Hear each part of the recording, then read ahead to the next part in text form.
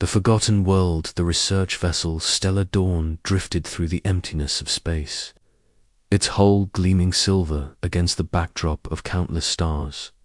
Dr. Kellen Thross pressed his scaled hand against the observation deck window, watching as a small blue planet grew larger on the view screen. After 3 months of travel through hyperspace, they had finally reached their destination. Earth, whispered Zira, his young assistant. Her tentacles twitched with excitement as she checked the readings on her tablet. 500,000 years since the last recorded contact. The archives say this world once held a thriving civilization. Kellen nodded slowly, his large black eyes reflecting the planet's pale light. As a Zephyrian archaeologist, he had spent centuries studying dead civilizations across the galaxy. But Earth was different. The few records that survived spoke of a species, called humans, who had achieved remarkable technological advancement in an impossibly short time. Then, suddenly, they were gone. Begin the deep scans, Kellen ordered. I want to know everything about this world. The ship's sensors swept across Earth's surface, penetrating through layers of soil and rock. The results appeared on the main display, showing the skeletal remains of massive cities buried under centuries of growth. Strange metal structures jutted from the ocean floors, corroded but still recognizable as the work of intelligent beings.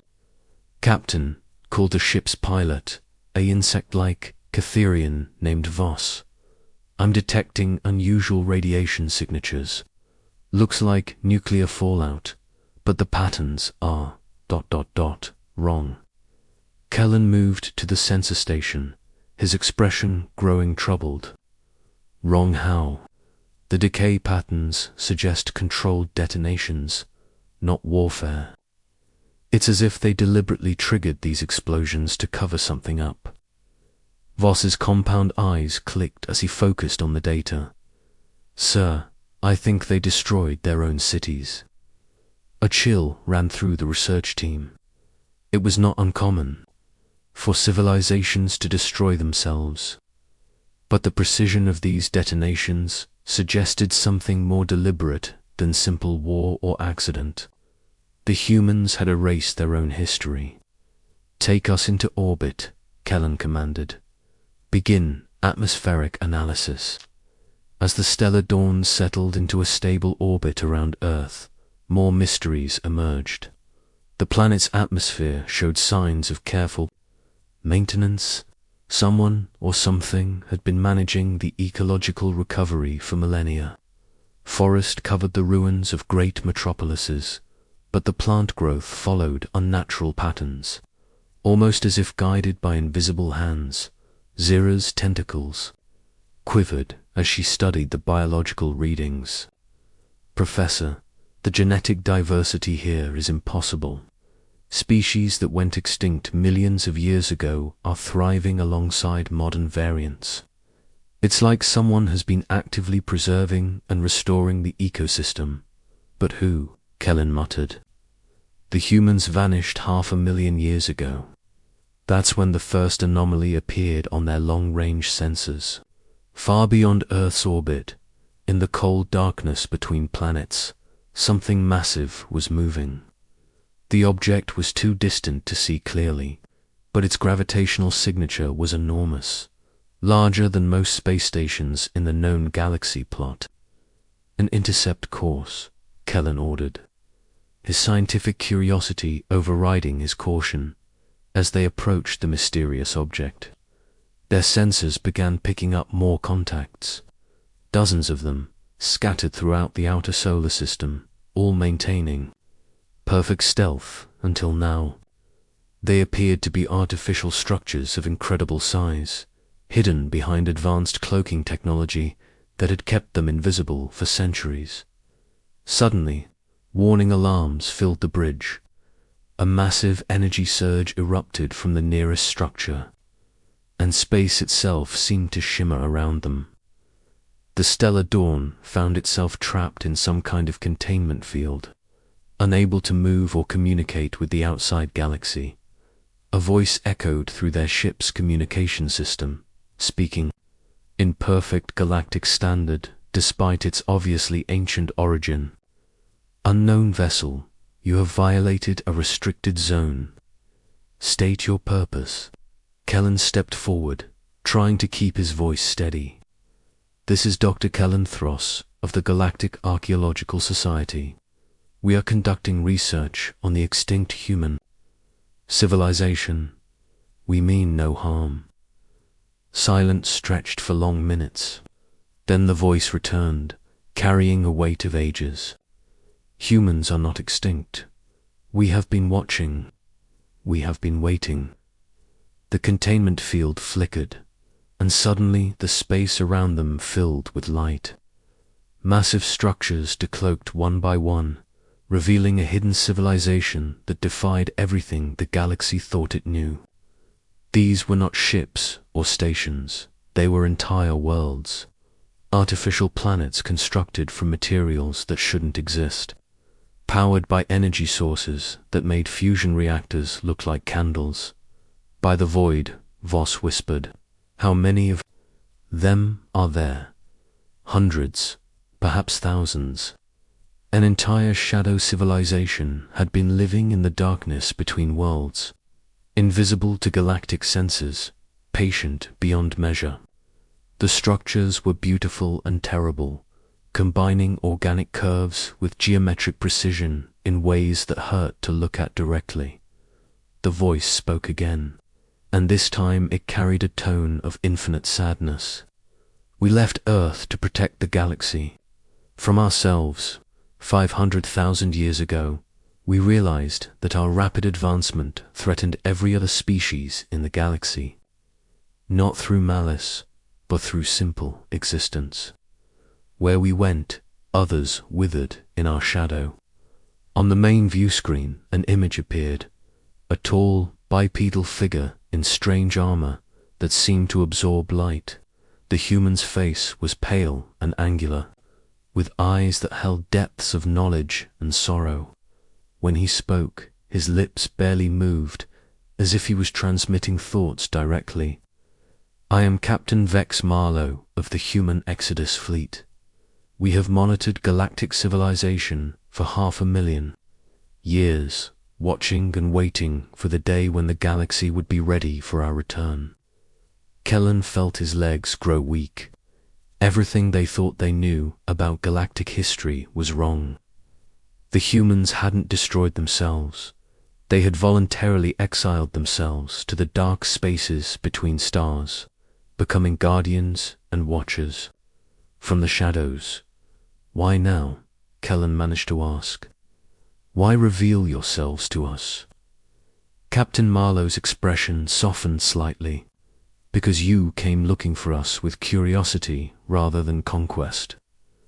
Because your species and others have grown wise enough to ask questions instead of assuming answers. The galaxy has matured." The containment field around their ship dissolved, but Kellen made no move to leave. His mind raced with thousands of questions, but only one seemed important. "What happens now?" "Now," Captain Marlowe said, "we return home, but not as conquerors, as partners. The galaxy faces challenges that will require all of our strengths. Combined, dark things stir in the space between galaxies, and humanity can no longer afford to stand aside." As if responding to his words, more structures began decloaking throughout the solar system. Not just habitats and research stations, but massive shipyards and manufacturing facilities. The humans had not been idle during their exile. They had been preparing for something far greater than anything the galaxy had imagined. Zera's voice was barely a whisper. "How many humans are there?" Captain Marlowe smiled, and for a moment he looked almost human despite his strange armor and ageless features. "Enough. We have spent 500,000 years learning patience, wisdom, and the true meaning of strength. We are ready to come home. The first human ships began moving toward Earth, their hulls shimmering with technologies that made the most advanced alien vessels look primitive. But they moved slowly, carefully, announcing their presence to the galaxy with transmissions of peace and friendship rather than threats.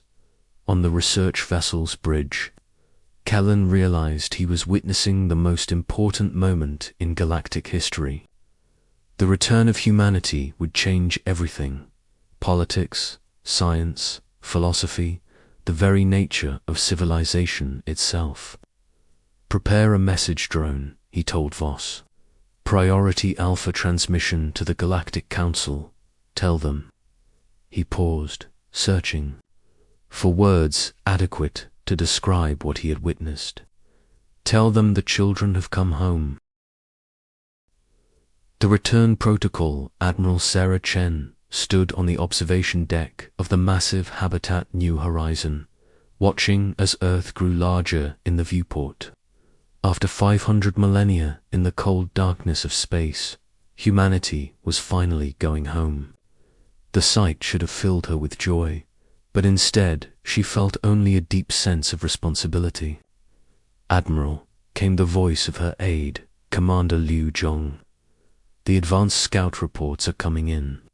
The Zephyrian research vessel has been secured, and Captain Marlowe is conducting initial diplomatic protocols."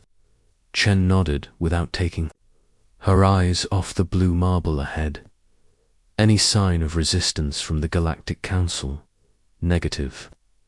In fact, we're receiving communication requests from over 40 different species. They want to talk, not fight." Zhong paused. "Admiral, some of them are asking if we're gods." That made Chen turn around. At nearly 300 years old, she had seen humanity's greatest achievements and darkest hours. The idea that they might be viewed as deities was both laughable and terrifying. "Gods don't make the mistakes we made," she said quietly. "Send word to all fleet commanders.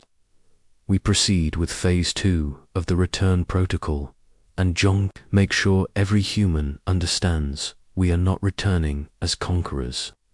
We are returning as partners." Across the solar system, the human Exodus fleet began its careful revelation. Ships that had been hiding in asteroid fields for millennia powered up their engines. Habitats larger than moons emerged from behind gas giants where they had been sheltering. Research stations that had been monitoring galactic civilization transmitted their first open signals in 500,000 years. The scale was overwhelming. Humanity had not simply survived their self-imposed exile, they had thrived. The Exodus fleet contained over 10 billion humans spread across thousands of vessels, each one a masterpiece of engineering that pushed the boundaries of physics itself. On the bridge of his research vessel, Dr. Kellen Thross watched the display in amazement. Ships the size of cities moved with impossible grace, their hulls rippling with energy patterns that his instruments couldn't identify. More disturbing was the realization that these vessels showed no signs of age or wear, as if they had been built yesterday rather than centuries ago. "Captain Marlowe," Kellen transmitted. "How is this possible? Our records indicate that humans achieved interstellar travel less than 1,000,000 years ago. How did you advance so far so quickly?" The human captain's image appeared on the view screen, his ageless features calm and patient. "Time moves differently when you have eternity to think, Dr. Thross. We have spent 500,000 years doing nothing but learning, growing, and preparing. Every day we existed was a day we could have returned and dominated the galaxy through simple technological superiority.